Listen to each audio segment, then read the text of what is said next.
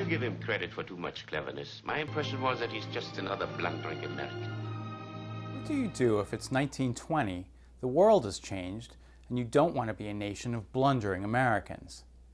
If you're Charles Crane, you establish a unique foundation to bring wisdom to America's engagement with the world. Crane was a friend and advisor to President Woodrow Wilson, who attended the Paris Peace Conference ending World War I. He recognized that, as a new great power, the United States was outmaneuvered by its more experienced European allies. So he launched the Institute of Current World Affairs in 1925.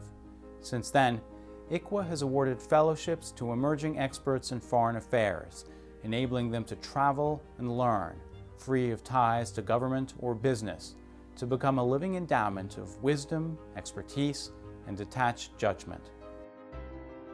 The Institute's early fellows included John Hazard, a young Harvard Law School graduate.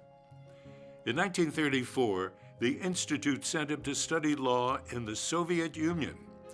When he returned, he helped found Columbia University's Russian Institute, now the Harriman Institute, and he became one of this country's most distinguished professors of international law. ICWA fellow DOAK BARNETT carried out his first intensive study of Chinese culture and politics in the 1940s. He went on to become one of the most prolific writers about China at the Brookings Institution and Columbia and Johns Hopkins universities. His experience and expertise helped persuade both Lyndon Johnson and Richard Nixon to end China's isolation, leading to the country's opening in 1972. Today, ICWA fellows continue to shape the national debate and influence international affairs. The ICWA experience broadened my horizon to know various aspects and dimensions of Chinese life. Cheng Li heads the John L. Thornton China Center at Brookings. I think the quality of the fellowship is that it allows you patience. It allows you repertorial patience. It allows you just kind of lifestyle patience to figure out what it is you want to do. Nicholas Schmidl writes for The New Yorker. It made me a braver person. It made me a more empathetic person. And I think it made me a happier person. But I think it's absolutely transformative. SUZY HANSEN traveled abroad for the first time in her life as an ICWA fellow.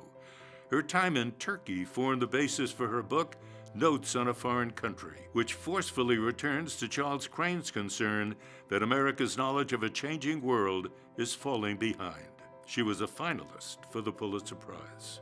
ICWA transforms the lives and careers of emerging writers, academics, lawyers, and diplomats, as well as experts in finance, policy, and social activism. The Institute seeks out young individuals of high intelligence and promise. It frees them from the routine of their professional lives for at least 2 years, and it gives them the time and resources to explore the world through a self-designed program of study, thought, and writing. We search for creative thinkers to develop insight, vision, and new ways of perceiving the world. The ICWA Fellowship was really transformative. It enabled me to travel to parts of the world that not only had I never gone, but very few people had ever gone, and to meet people and see them in their in situ, where they live and where they are, and to begin to see a common humanity. Today, Carol Rose is director of the Massachusetts ACLU. ICWA to me is about fostering enlightened leadership and public service that's practical and relevant in the 21st century. Willie Foote is the founder and CEO of Root Capital. The social investment fund finances sustainable farming in poor rural areas of Africa, Latin America, and Southeast Asia. When the Institute was founded more than 9 decades ago, the United States had little knowledge about many parts of the world. Now, each day brings a torrent of facts from a complex, globalized world.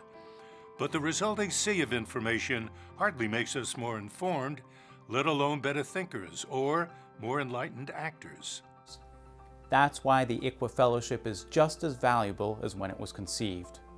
ICWA develops deep understanding of foreign countries, languages, cultures, politics, and issues, the kind of wisdom future generations will need to ensure that America's global leadership remains founded on our ideas and our ideals. Please log on to www.ickwa.org for more information about our programs and events, and kick off the start of a beautiful friendship.